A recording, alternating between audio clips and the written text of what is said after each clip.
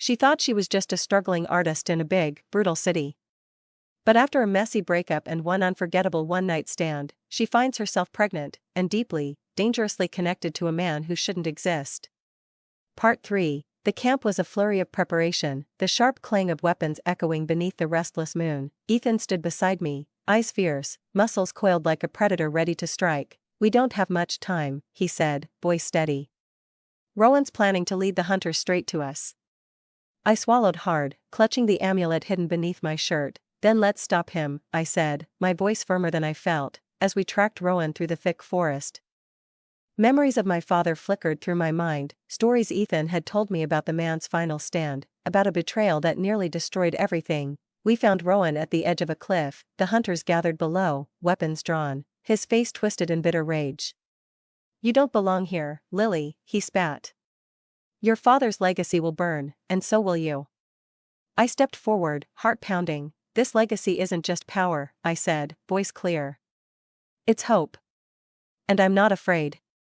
The fight was brutal, steel flashing, magic crackling in the cold night air. With every strike, I felt my father's strength flowing through me, steadying me. When Rowan fell, defeated, he whispered one last thing: "You'll never be free of this blood."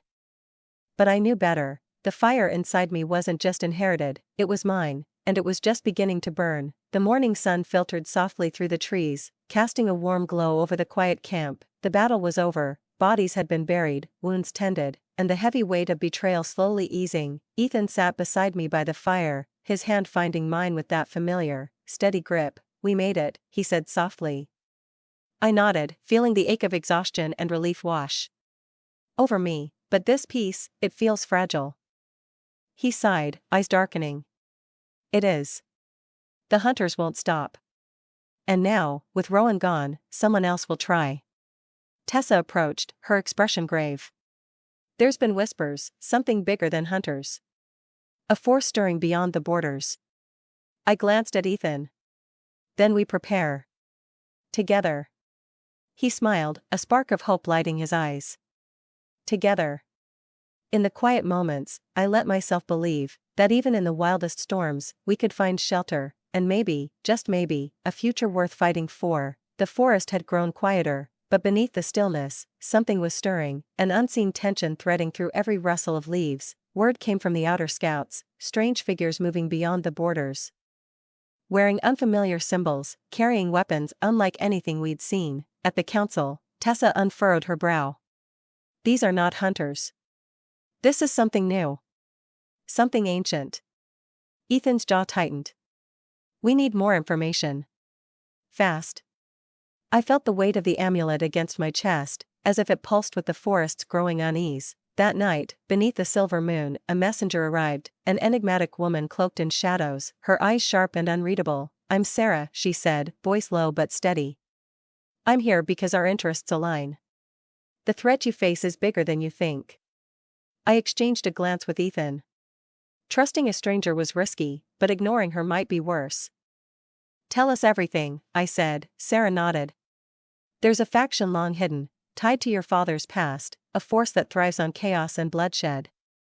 They want the amulet, and they want to control the legacy it carries." Ethan's hand found mine again. "Then we fight." But deep down, I knew this battle was far from over. The fire flickered low, casting long shadows on the cabin walls as Ethan and I pored over the faded pages of my father's journal.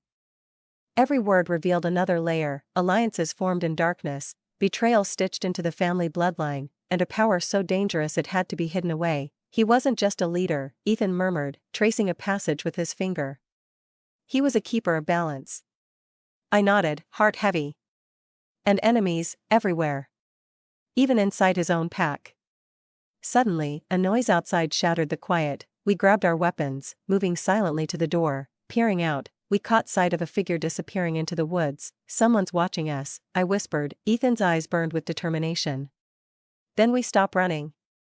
The past was catching up, and if we wanted to survive, we had to face the shadows lurking within. The morning light did little to warm the cold feeling settling over the pack. Whispers spread like wildfire, suspicion cutting deeper than any blade. Ethan and I stood before the council, faces tight with worry. "Someone is feeding information," Tessa said grimly. "But this time, it's not Rowan." A heavy silence followed. Who? I demanded. No one answered. We knew the enemy was closer than ever. That night, as I lay awake, a shadow slipped through my window, heart pounding. I caught the silhouette, a familiar figure disappearing into the woods. Betrayal wasn't just a word anymore, it was our reality. I chased the shadow deep into the trees, feet pounding against damp earth. Breath tight in my chest. Stop! I yelled. The figure froze, then turned. It was Logan. My stomach dropped. You? He raised his hand slowly. Lily, it's not what you think. You've been sneaking around. You fed them intel. I was trying to protect you, he said, voice low. There's more going on than you know. That woman, Sarah? She's not who she says she is. I stared at him, my mind spinning. You still lied. He stepped closer.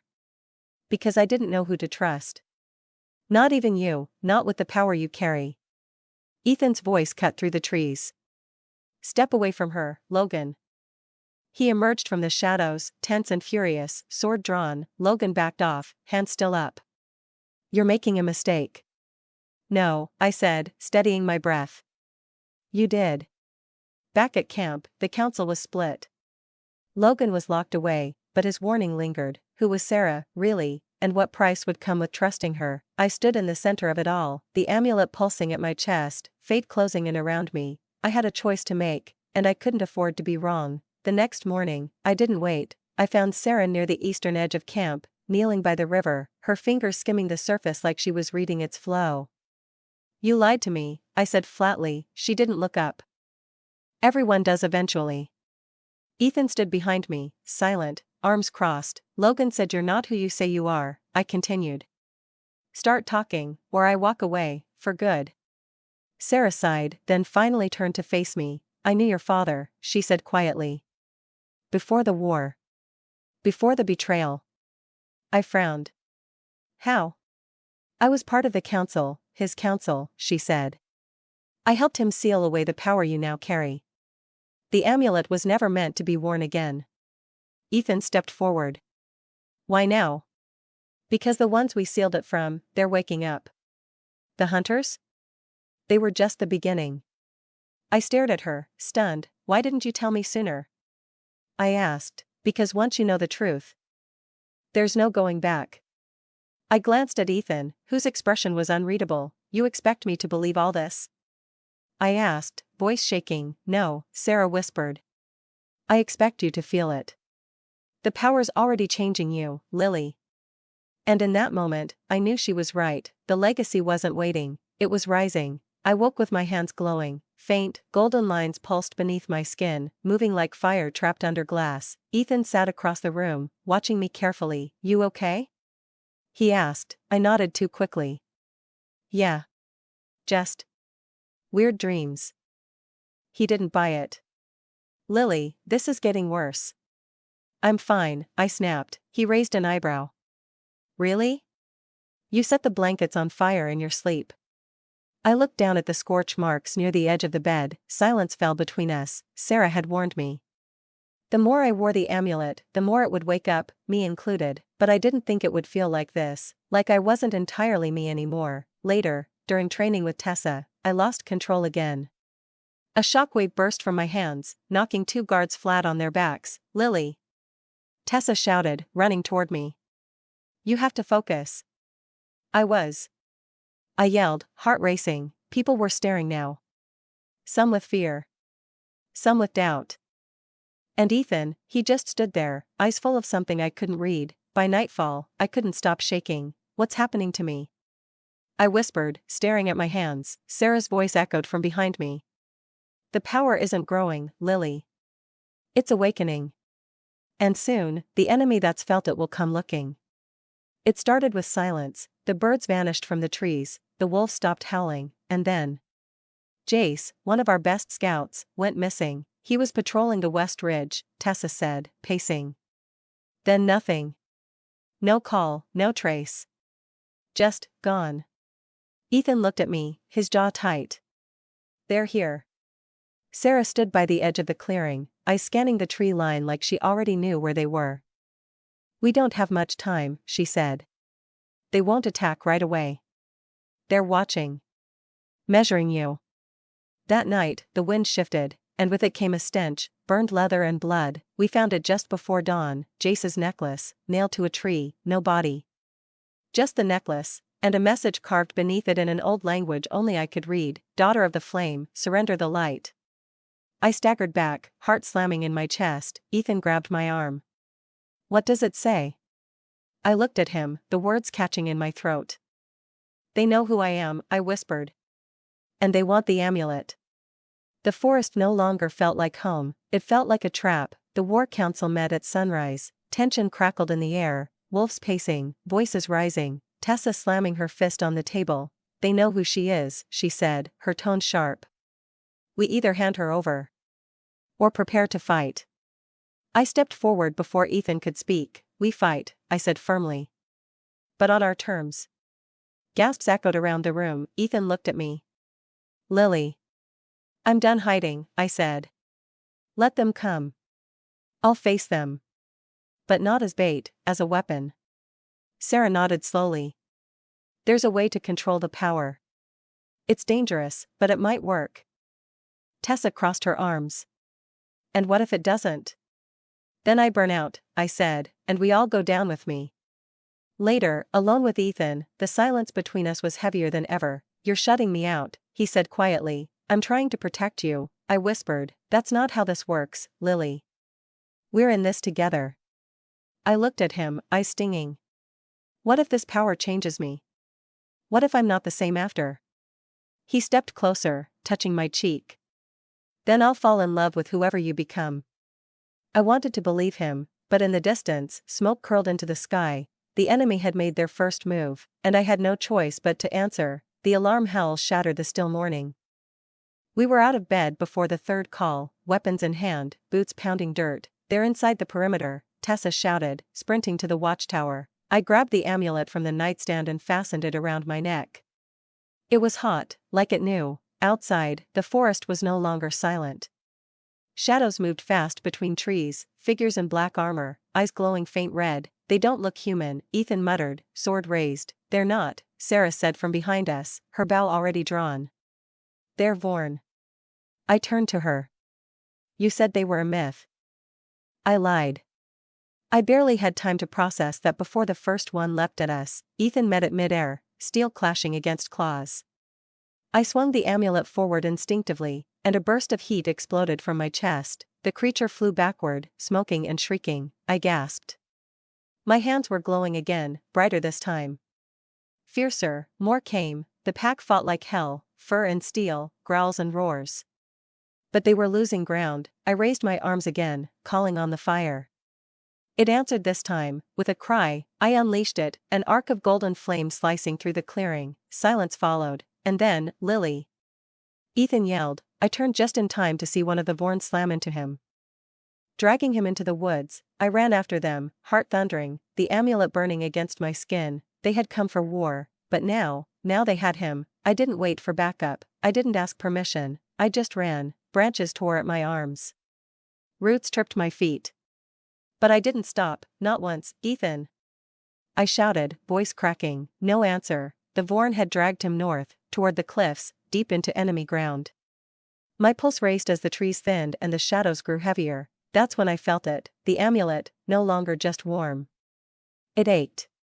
Like it was being pulled toward something, or someone. I followed that pull. The forest opened into a massive stone clearing. A ruin of old symbols and broken arches. In the center, Ethan, bound to a black pillar, blood on his cheek, breathing shallow. I stepped forward, and a wall of flame erupted in front of me. "Not so fast," a voice called. From the shadows, a tall figure stepped into view. Not a Vorn, not a wolf, but something else entirely. His skin was pale, almost silver. His eyes glowed faint gold, like mine had. He wore robes stitched with symbols that shimmered in the dim light. "You're not one of them," I said. "No," he replied. "I'm one of you." I narrowed my eyes. "Who are you?" He smiled faintly. "Your father's first student. The one he betrayed." Ethan groaned behind him. "I don't care who you are," I said, stepping forward, fists clenched. "Let him go." "Oh, Lily," he said softly. "He's not the one I want." Then he reached for the amulet, and my fire exploded between us. My fire flared high and wild, a ring of heat roaring between us. He didn't flinch, even as the flames licked the stone around his feet. He just stood there, watching me. "Your power is impressive," he said calmly. "Unrefined. But strong." "Get away from him," I growled, tightening my stance. I could feel the amulet vibrating, reacting to his presence. "You don't know what you're wearing." "Do you?" he asked. "What it really is?" "It's mine," I said. "My father left it for me." He chuckled. "Of course he did. He always knew how to pick favorites." I blinked. "What?" "My name is Kale," he said. "I trained under your father when we were barely more than boys. We were supposed to guard the source together. But when the prophecy named you, a child not even born yet, he chose you. And cast me out." He turned his gaze on Ethan, who groaned again, slowly coming to. "You're insane," I said. "No," Kale said. "I was loyal. And your father repaid me with exile and lies." He raised a hand. The flame between us quivered. For the first time, I felt someone else press against my fire, bend it. "You think that power is yours," he whispered. "But it was meant for us. For me." I fought to hold the flame, to protect Ethan, but Kale's magic wasn't like mine. It was colder. Sharper. And it was seeping into me, wrapping around my fire like a vice. "Let him go," I said, breath ragged. Kale smiled. "No. But I'll offer you a trade." "What kind of trade?" I asked slowly. He stepped forward, and the fire parted for him. "You come with me," he said. "You learn who you really are. What your father never told you. And in return, I let the boy live." I froze.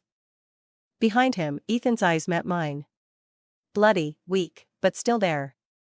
"Still him, don't do it," he said through clenched teeth. "Lily, don't you dare."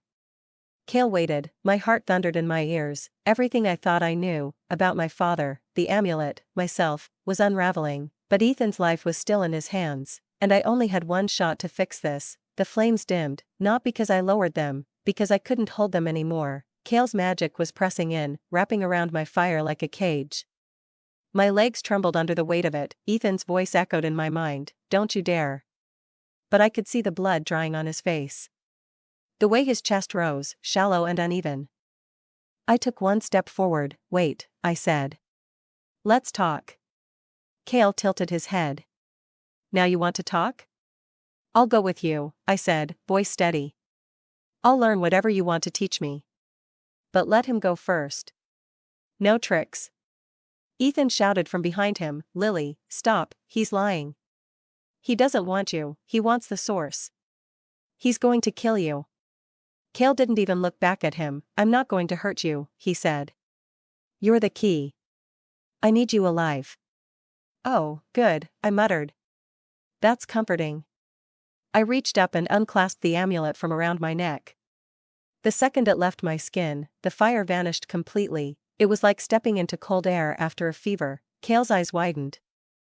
"Greedy, throw it to me," he said. "Let Ethan go first," I snapped. He stared at me, then, slowly, he nodded. With a flick of his fingers, the chains binding Ethan fell away. Ethan dropped to the ground, coughing, struggling to stand. "Now," Kale said. I tossed the amulet, high, arcing, fast. He reached up to catch it, and that's when I struck. The fire surged back to me the moment it left his hand. He hadn't put on the amulet yet.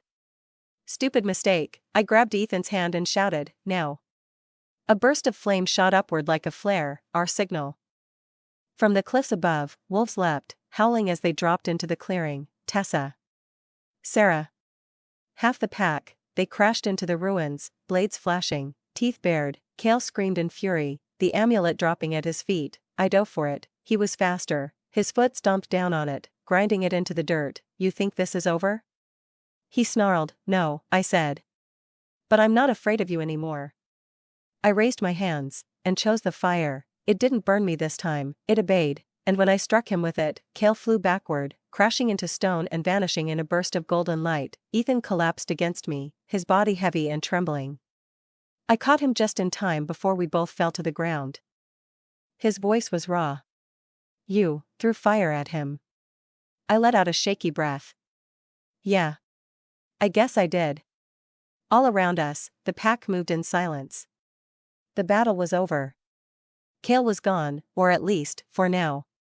But the weight of it still lingered like smoke in the air. Tessa approached, wiping blood from her jaw. You all right? She asked. I nodded. Not even close. But, he's alive. She glanced down at Ethan, then looked me in the eye. He's lucky. And so are you. I could feel the amulet pressing against my chest again, warm, steady. The wolves set up a perimeter as Sarah helped me get Ethan onto a stretcher.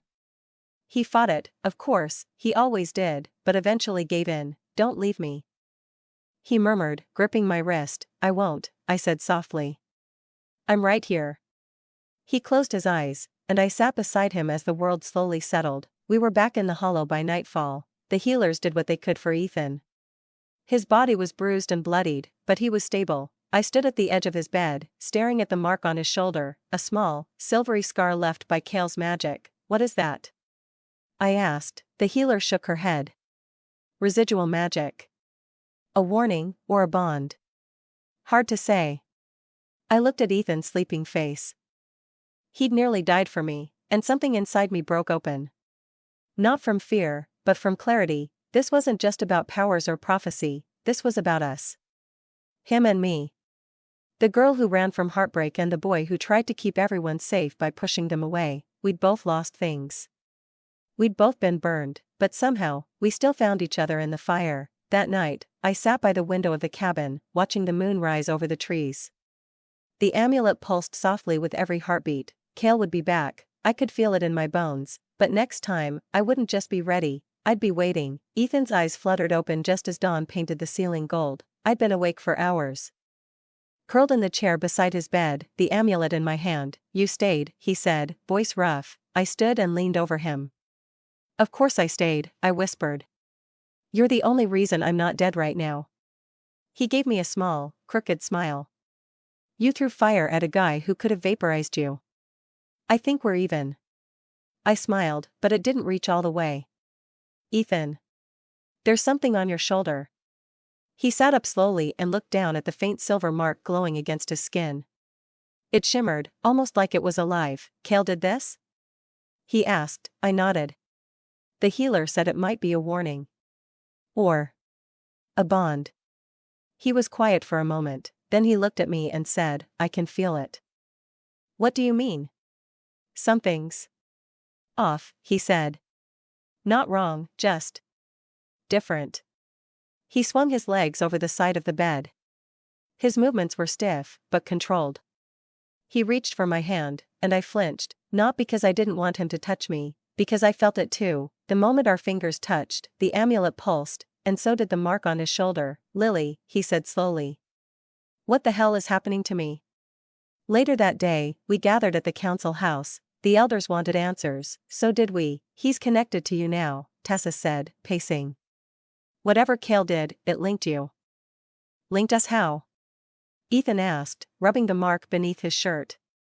Magic? Blood? Is he watching me? I shook my head. It's more than that. When I touched him earlier, I felt something. Like power moving between us. Tessa frowned.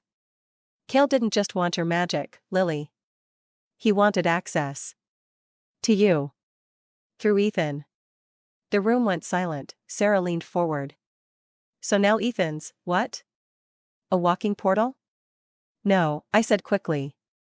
He's still himself. I know he is. But he's not just himself anymore, Tessa said. Ethan stood. I don't care what Cale did. I'm not a liability. We didn't say you were, she replied. You didn't have to, he snapped. I placed a hand on his chest. Hey. Breathe. He looked at me, and in that moment, I saw it in his eyes. A flicker of something ancient. Not Cale. But something older. I think I know what Cale tried to do, I said. They all turned to me. He was trying to anchor himself to Ethan. So when I killed him, he didn't vanish completely. He left part of himself inside him. Tessa's eyes widened. Then we need to cut him out. Ethan's jaw clenched. Try, and you'll have to kill me to do it. And then the room shook, just slightly. Just enough, like something very far away had just awakened. The journey to the northern range took 2 days. We rode hard through the forest, avoiding the main paths. Cale might be down, but whatever he left inside Ethan felt like a clock ticking faster every hour. I kept watching him, not just out of fear, but out of need. His presence steadied me. But there was something else in him now. Something older. Wilder. He moved like a wolf that had seen too many winters. Still fierce. Still loyal. But marked. We reached the cliffs at sunset on the second day. Ethan pulled his horse to a stop, staring up at the ridge ahead. I leaned closer. This is it? He nodded, jaw tight. Yeah. My old home. What happens if he says no? I asked. He won't, Ethan said. He owes me. The old Alpha's house was carved into the mountain, a fortress of stone and silence. When he opened the door, I understood everything Ethan had never said about him. The man was tall, silver-haired, with a gaze like a knife. His presence filled the space like smoke. Ethan, he said. Didn't think I'd see you again. You didn't, Ethan said. I'm not here for family. I'm here for help. The man looked at me next. You must be the girl he almost died for. Lily, I said, holding his gaze. And yeah. That's me. He smiled slightly. Not kindly. Well, then. Come in, girl who burns. Inside, the fire was low, the walls bare. No pictures. No scent of anyone else. Cale left a bond inside him. I explained. We need it gone.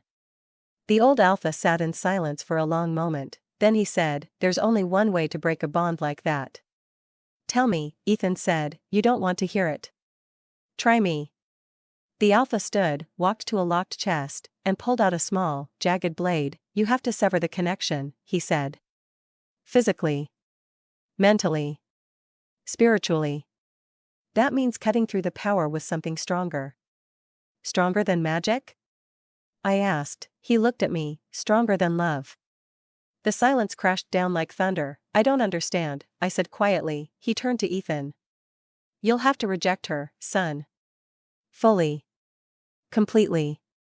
Deny the bond. Deny the fire. Deny her. I felt the floor tilt under me. Ethan didn't say a word. But I saw it in his eyes, pain. Confusion. And fear, because he already knew, and I could feel it, too. Whatever was between us, it had grown deeper than either of us realized. Breaking the bond wouldn't just hurt, it might destroy us. I stood outside the cabin, arms wrapped tightly around myself, listening to the wind howl between the cliffs. Inside, Ethan was pacing. The old Alpha had given him the blade, small, curved, and etched with runes so old they pulsed when I got too close.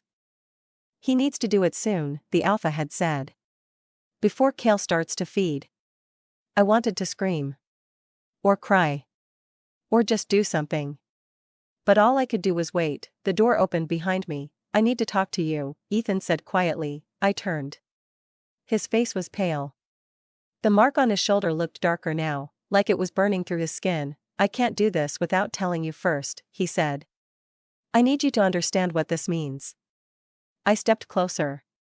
You're going to try it? I don't have a choice, he said. If Cale gets control of me, it's over. For all of us. And if you break the bond?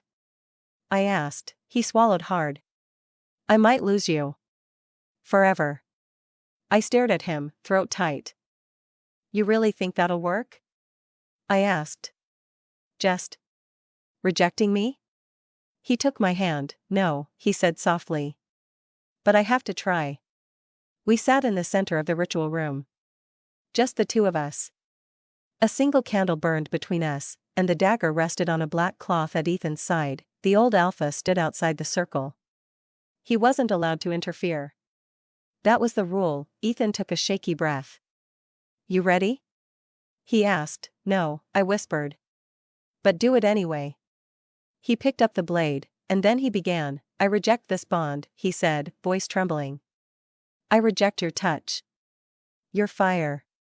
Your soul. The amulet on my chest burned white-hot. I reject the way you look at me, he said, louder now. The way you believe in me when I don't deserve it. My eyes filled with tears. I reject the warmth of your laugh, he continued, voice cracking. The way your presence makes everything feel less broken.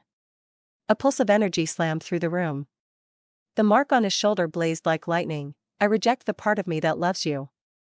That last sentence hit me like a blade to the heart. I screamed, not from pain, but from the loss. The amulet exploded in light. Ethan dropped the knife and collapsed to the floor. Ethan! I cried, scrambling toward him. He was breathing. Barely, but the mark was gone, completely, and so was the pulse that used to flow between us. The old alpha stepped inside the room and knelt beside him. It worked, he said flatly. I looked down at Ethan's face, but he wasn't looking at me. He was staring through me, like I was a stranger. He didn't speak to me for 3 days, not because he was angry. Not even because he didn't care. It was worse than that. He didn't feel anything. Ethan sat quietly in the guest room of his father's stone-cold house, staring at the fire, a blanket around his shoulders. The mark was gone, the bond was broken. And so was the part of him that used to light up when I walked into a room. You should eat something, I said, setting down the tray. He didn't look at me. Not hungry. I swallowed. Ethan, say something. Anything. He turned finally. His eyes were blank, but not cold. Just empty. I know who you are, he said. I remember you. Your name. What we've been through. But when I try to feel something, it's like someone closed the door. I sank onto the edge of the bed. But we can fix it, I said. The healer said magic can regrow pathways. It's not impossible. He gave me a soft, tired smile. You're still the hopeful one. I reached out, brushing his hand. For a second, just 1 second, I felt the tiniest spark, then it faded. We left the cabin on the 4th morning. Sarah had sent word, Kale's army was on the move. Faster than expected. They were headed for the northern pass. Tessa met us halfway through the ridge. She didn't speak right away. She just hugged me, and then looked at Ethan. Do you know who I am? She asked. Ethan nodded. Tessa. Alpha's daughter. Tougher than you look. She smirked. Still sarcastic. You'll be fine. He gave her a faint shrug. Hope so. Back at Haven, the town had changed. Barricades were up. Shifters patrolled rooftops. The witches had joined forces with the council and were weaving protective wards over every home, every tree, every soul. But it wasn't enough. Kale's death hadn't stopped him. It had made him evolve. We'd burned his body, but the part that survived now moved like shadow and storm, feeding on fear, feeding on the bond that used to be inside Ethan. Tessa led us into the war tent. We have 1 shot, she said. When Kale arrives, we lure him into the hollow. It's the only place strong enough to trap him. And then what? I asked. We seal him.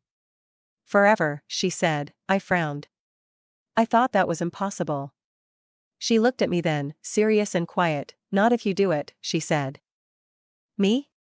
You're not just bonded to Ethan anymore, Tessa explained.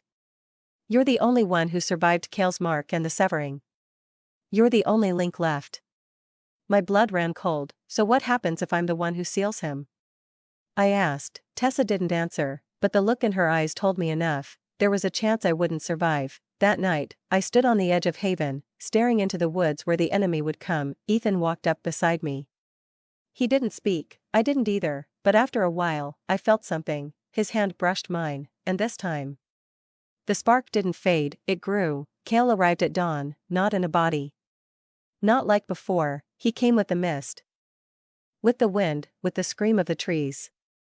A cold rolled through Haven that made the wards flicker and the shifters fur bristle. He's close, Tessa said, gripping the dagger tied to her belt. I stood at the edge of the hollow, an ancient crater just outside town, ringed with stone and buried magic. The witches had worked all night reinforcing it. One way in. No way out, unless he took me with him. You don't have to do this, Ethan said behind me. I turned to him. Yeah, I do. You think I'm just going to stand here and watch? You don't have a choice, I said gently.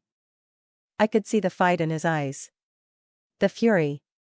But under it, a flicker of something else. Not magic. Not a bond, memory. I'll come back, I said softly. You just have to believe in me. He nodded, jaw clenched. I do. I stepped into the hollow, the temperature dropped instantly. The light dimmed even though the sun was still up. I felt the magic all around me, pressing against my skin, humming under my ribs. Then I saw him, Kale. He took form slowly, mist becoming shadow, shadow becoming flesh. His face was the same, but wrong. Hollow eyes. A mouth like a wound. You came alone, he said, voice like gravel soaked in ice. I didn't need anyone else, I said. He smiled. You always were bold. That fire. I liked that about you. I'm not yours, I said. Not now. Not ever. His smile twisted. No. But part of you was. And I want it back. He lunged. The hollow lit up as soon as he crossed the center ring. The magic cracked like a whip, binding his arms, wrapping around his throat. He screamed. I dropped to my knees, clutching the talisman Tessa gave me. It was carved from bone and bloodstone, and it burned like wildfire in my hands. By the right of soul and flame, I whispered, I sever what was taken. I seal what was broken. I end what you began. Kale thrashed, shadows peeling off him like smoke. You think this will stop me? He roared. You're just a girl. No, I said. I'm your end.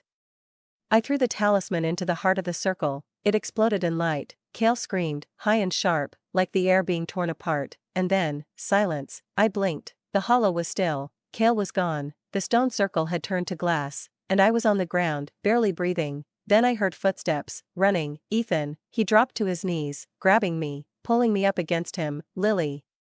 Lily, please, open your eyes. He said, voice cracking. I forced them open. Hey, I whispered. He let out a sob laugh and kissed my forehead. Don't ever do that again. I'll try, I murmured. He held me close, and then something happened. A warmth bloomed between us, not the old bond, not magic, just him, and me, and choice. 3 weeks later, the hollow was just a crater again, no magic. No cold. No Kale. The witches said the seal would hold. The council declared a new age for Haven. People smiled again. Music returned to the streets. Even the birds came back, like they'd just been waiting for permission. Ethan and I, we were figuring it out. He came back slowly, one piece at a time. First the way he'd tease me when I was brushing my hair. Then the way he'd reach for my hand without thinking. Then the look, the one that told me he saw me, really saw me, and didn't need a magic bond to feel something real. He still couldn't remember the feeling of loving me, but he was learning what it meant to love me now. From the beginning, we spent our afternoons rebuilding the east wall of Haven. He hammered, I handed him tools, and occasionally we argued over whose sandwich was better. Peanut butter and honey is the superior combo, I said, biting into mine. Ethan raised an eyebrow. You only say that because you don't appreciate sophisticated pairings. Sophisticated? I snorted. You mean dry turkey and sad lettuce? He grinned. Exactly. At night, we sat under the stars behind Tessa's inn. A blanket thrown over both our shoulders. Do you ever wish we could go back? I asked once. Ethan was quiet for a moment. Then he said, no. I turned to him. I don't need what we had, he explained. Because what we're building now. It's ours. Not Fate's. Not Kale's. Not the moon goddesses. Just us, I smiled, resting my head on his shoulder. Good answer. He kissed me for the first time again 2 nights later. It wasn't fireworks. It wasn't dramatic, it was soft, certain, like he meant it, and that, somehow, made it more powerful than any soulmark ever could. Haven moved on, so did we, together, and if one day the bond came back, if some remnant of magic rewired itself and lit up between us, I wouldn't say no, but I didn't need it, because I had his hand in mine, and he chose me, every day. That was more than enough. This is the end of our story. Thank you for coming along this romantic, magical, chaotic, emotionally rich journey.